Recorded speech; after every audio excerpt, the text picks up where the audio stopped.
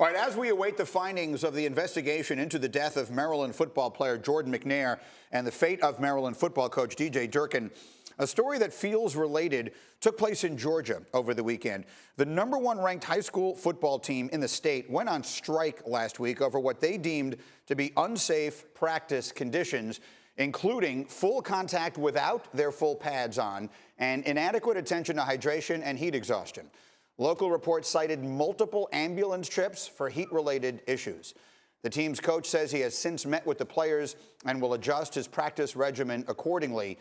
But we have to ask, what is it about football specifically that leads coaches to put players in these kinds of situations?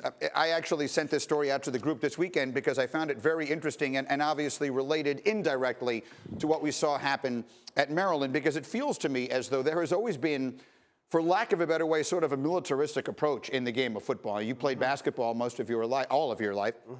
So you're aware that there is at least some room, it feels like, for give and take between the coaches and the players in basketball. In football, it feels like there's basically none. Football players are told this is what you do, and they just do it.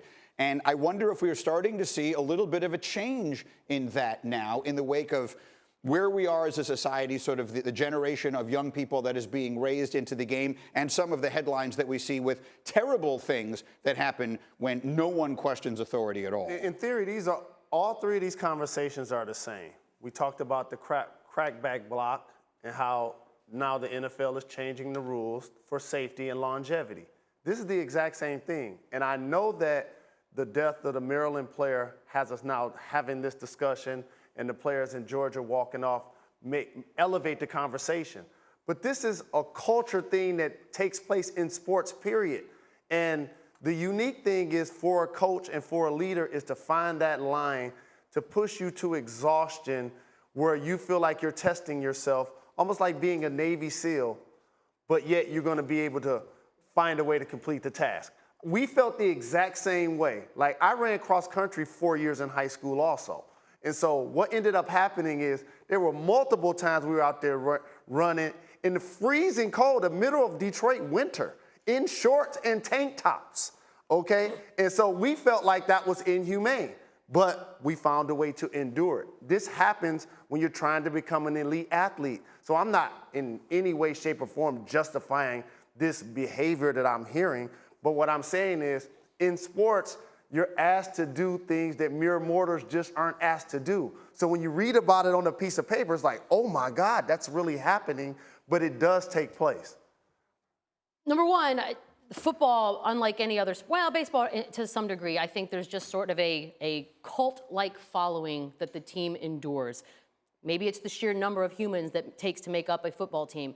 So kudos to them for coming together as a team and saying, we're not doing this again until we address these issues. That is awesome, and I love seeing that. There is, I grew up in Texas, and football is religion, and two-a-days in triple-degree weather that's just a normal thing. I think the job of the adults on the field, whether it be the coach or anybody else he's hired to help out there, is to pay attention to your players. This kid doesn't handle heat the same way this kid does. There are just some people who can't handle temperature like that, like anyone else. It is your job as the adult out there to figure out. I also don't believe that just because you can endure these types of situations and temperatures and weather and all that, that doesn't necessarily make you a better player. You're just a better player. Some kids are just better. They were born with more talent. They're better players. There's this machismo that comes with a sport like football that it's very hard to change. That is a culture that, good luck being the one that wants to change it, but this was a step in the right direction. I promise you guys, it's not just football. I disagree. I promise you, it's athletics, period. And what you guys can't dismiss is the life skill that comes with being an athlete. It's not just about the score of the game. It's not just about your skill. It's about how far you can be pushed before you break. That's really what it's about. I understand that, but there's a difference between breaking and saying I can't do this anymore and breaking and putting people in a dangerous situation. It's one thing to challenge people and push them to their limit. It's another thing to push them beyond a place that is safe for them to go. And that, I understand that's a complicated line to walk, and I don't pretend I know how to do it. Correct.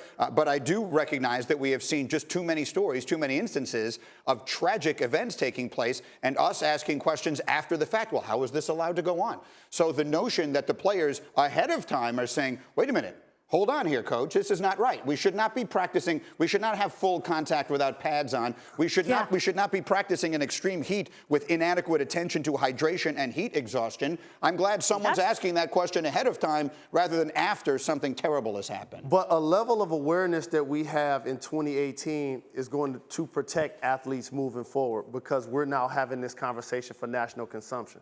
But these things always have taken place in multiple sports when you're dealing with young people. And to your point about the machismo or the culture, what ends up happening is the player that seems to get tired, you're not only challenged by your coaches, you're challenged by yourself because you want to compete and you want to keep up with your teammates.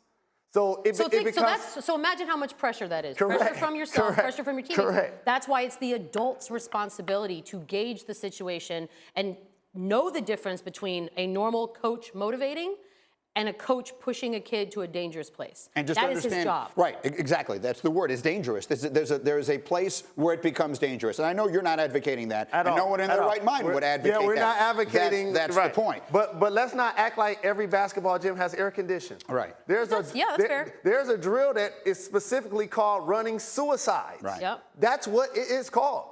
It's interesting. It's a change in the culture of sports in a variety of different ways.